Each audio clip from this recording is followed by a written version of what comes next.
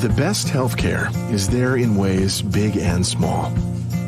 There when we most and least expect it. We may not see it, but we feel it.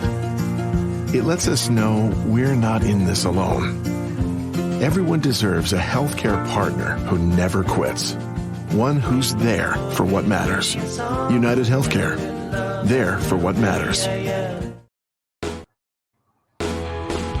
It's not just another day in your life. Things are changing for the better. At Comcast, we see those changes, and we're thinking about how we use technology today to live, work, learn, and play. And we're building for the future now, so we're better prepared for the wants and needs of tomorrow. That's why Comcast is rolling out multi-gig internet speeds to more than 50 million homes and businesses before the end of 2025, making our already industry-leading network even faster, smarter, greener, and more reliable. Over the decades, Comcast has been your partner, working hard to serve your community, and will continue to be your partner. We're expanding our gigabits so you can enjoy the tiny bits that matter most.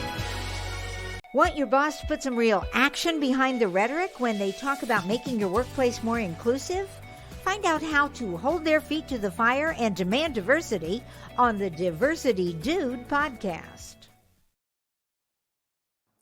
Hello again, and welcome back to the Diversity Dude podcast. I'm your host, Lambert Fisher, marriage and family therapist, award-winning author, and national speaker on the topic of multicultural awareness and diversity. And in honor of my being selected to be a part of the TEDx Minneapolis event 2023, as a special gift for those of you who regularly tune in to be encouraged and equipped by this Diversity Do podcast, I want to extend a special invitation to receive 4 free tickets to be my guest at this year's TEDx Minneapolis 2023 event. To participate in this giveaway, all you need to do is follow me on LinkedIn and repost this week's Diversity Do podcast. At the end of the week, on Friday, August 4th, a winner will be randomly selected from everyone who reposted the podcast, and if chosen, you can experience the full TEDx Minneapolis event live and in person, learning from me and the insights from the other great speakers as well. And if you don't have plans to be in Minneapolis on August 12th when it's live, then be sure to follow me anyway and be the first one to hear when it's been posted on YouTube so you can learn it as well. And as usual, in everything I do, whether it be through my one-on-one relationship building efforts as a therapist or my informing and empowering efforts as an author and speaker, know that my personal mission is to do my part to improve the world, one strengthened relationship at a time. So today, I want to share a few encouraging words about the mistake of redefining history. So you may have heard that following recent efforts to end affirmative action and race-conscious admissions in educational institutions with implications that far exceed those environments, there's been recent efforts to not only ban what topics can be taught in schools, but also change the history that's being taught in school. In particular, there are efforts to change how slavery in America is being taught, to focus less on the atrocity that it was, and instead to teach that many of the enslaved people benefited from the institution of slavery. Now, naturally, this has stirred up a lot of emotions from those whose ancestors endured slavery and who experience the residual effects of slavery today.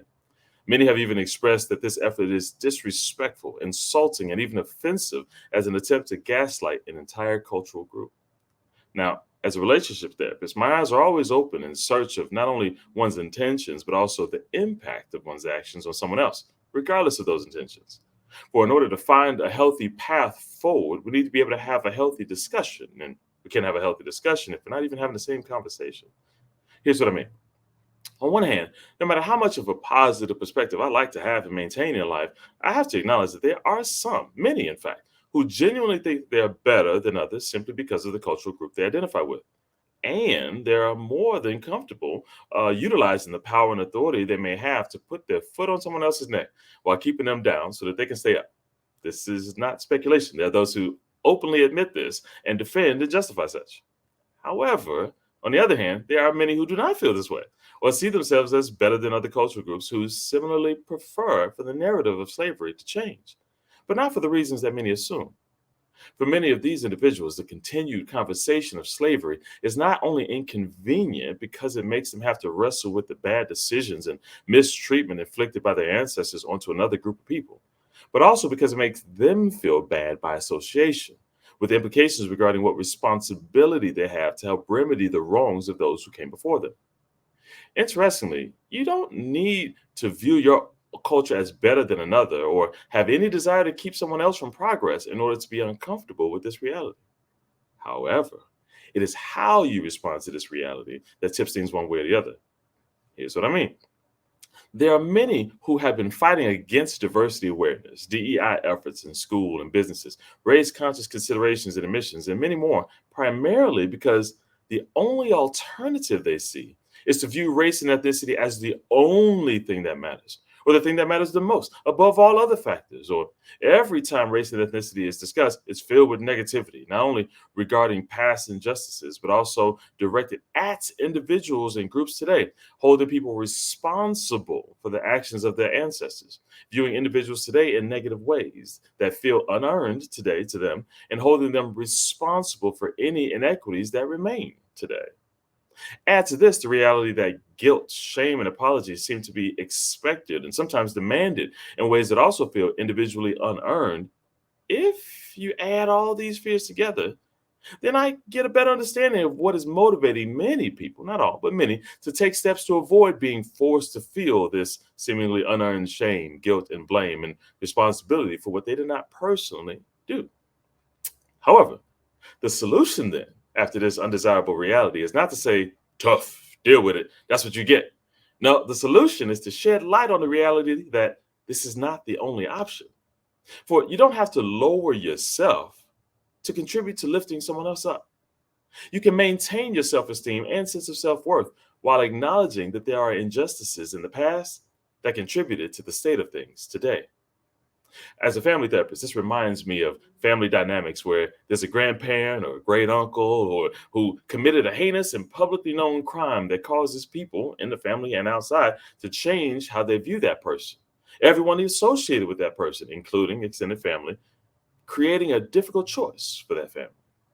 One option is for the family to disown the family member, dissociate from them, and live day to day pretending like they don't know that person.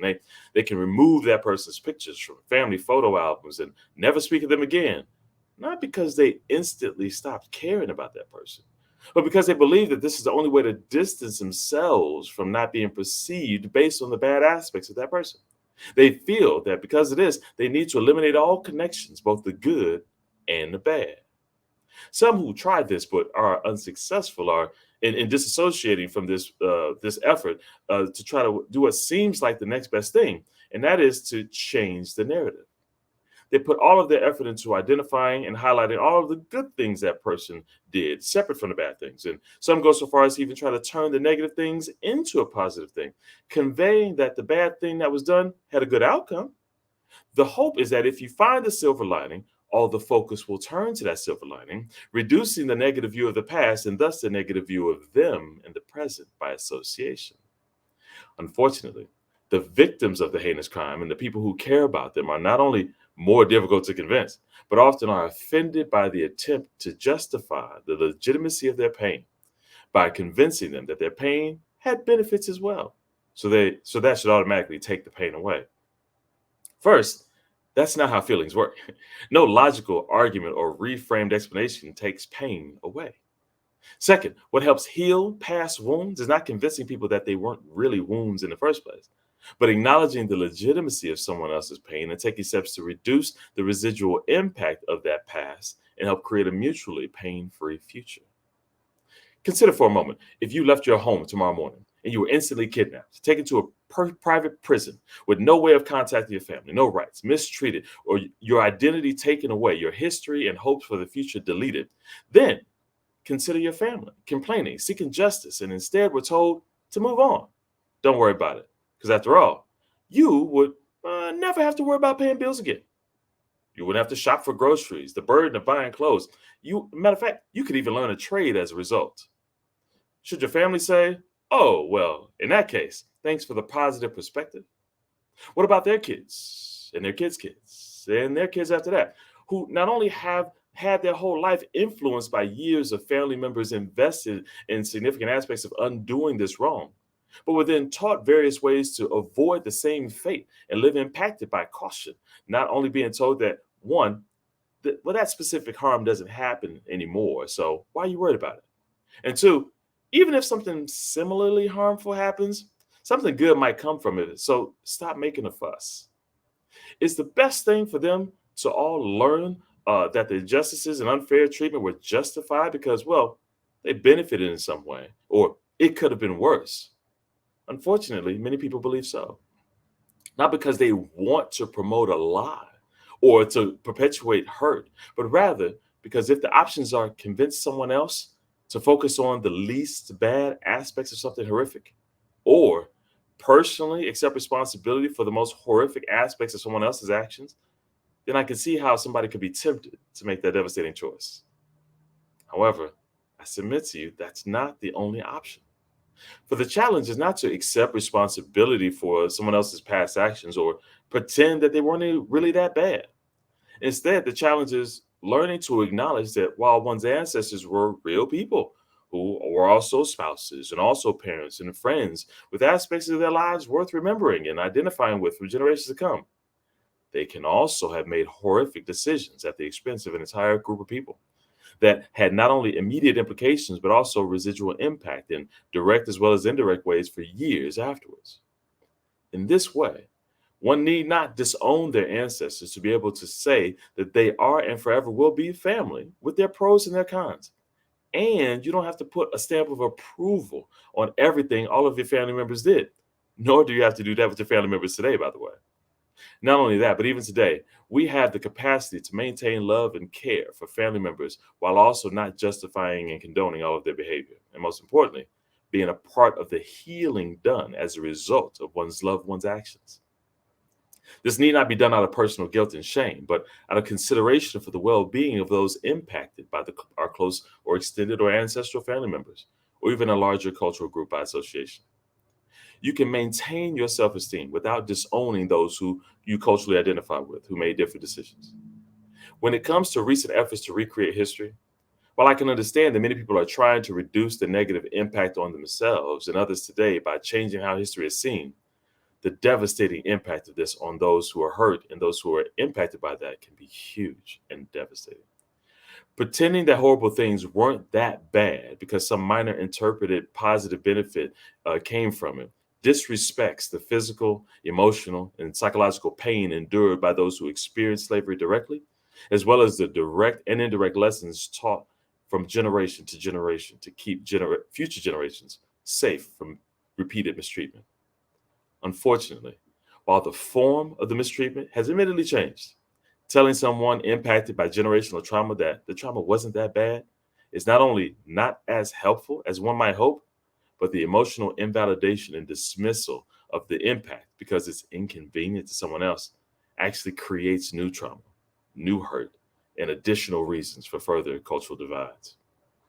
My hope for you is that no matter how much or how little you identify with recent efforts to redefine history, is that you will be able to contribute to healthy conversations that acknowledge not only those wanting to maintain their sense of self in the face of conflictual ancestral behaviors, but also pursuing a collaborative future that doesn't have to delete or redefine the hurtful past in order to work together to recreate a better, shame-free future for everyone. And with that, I'll say thanks again for listening in to today's Diversity Do podcast. If you have any pressing diversity-related questions that you'd like me to address in an upcoming podcast, or if your organization is in need of a shame-free or empowering guest speaker or training on this often sensitive topic, then feel free to reach out to me directly at www.diversitymadesimple.com.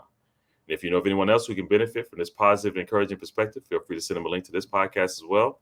And remember, as a special gift for those who regularly tune in to be encouraged and equipped by this Diversity Do podcast, I want to extend a special invitation to receive 4 free tickets to my TEDx Minneapolis 2023 event.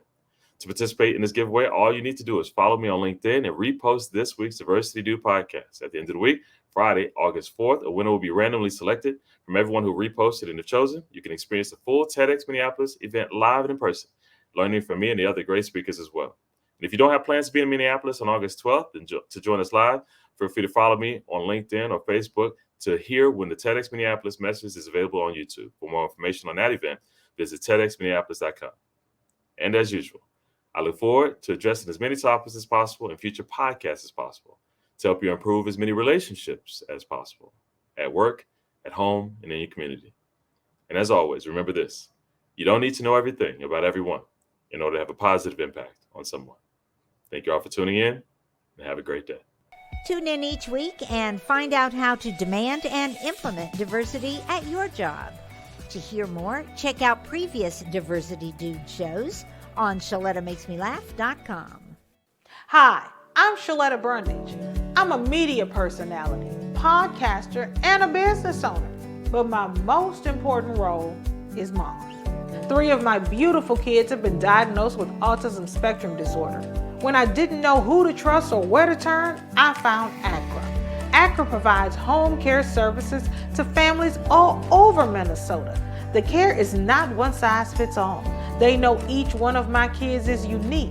They listen to what resources we needed and what's best for our family. I've seen my kids grow and thrive with ACRA's in-home care.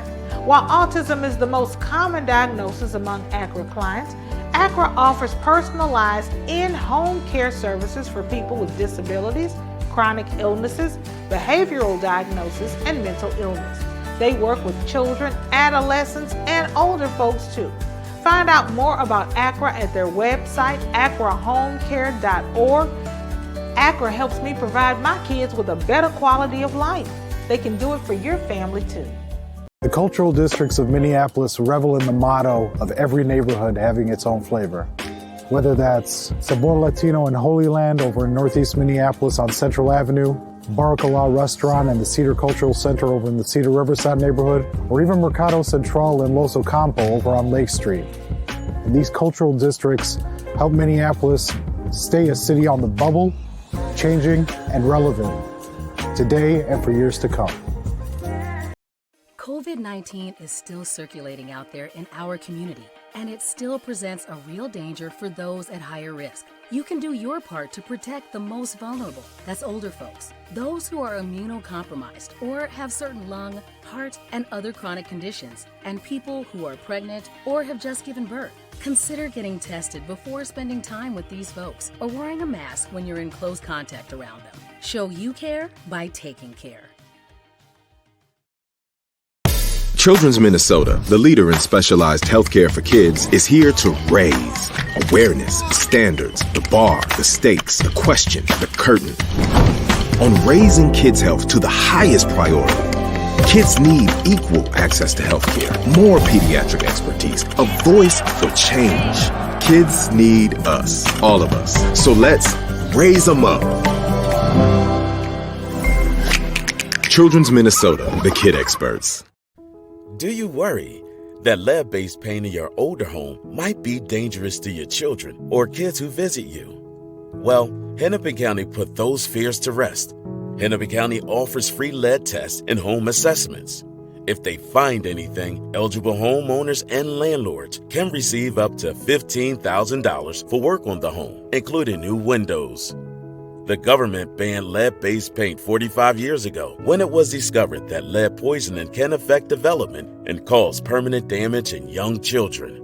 But 75% of those homes built before 1978 still contain some lead-based paint. As the paint degrades, it can make dust that little kids ingest when they're crawling and putting things in their mouths.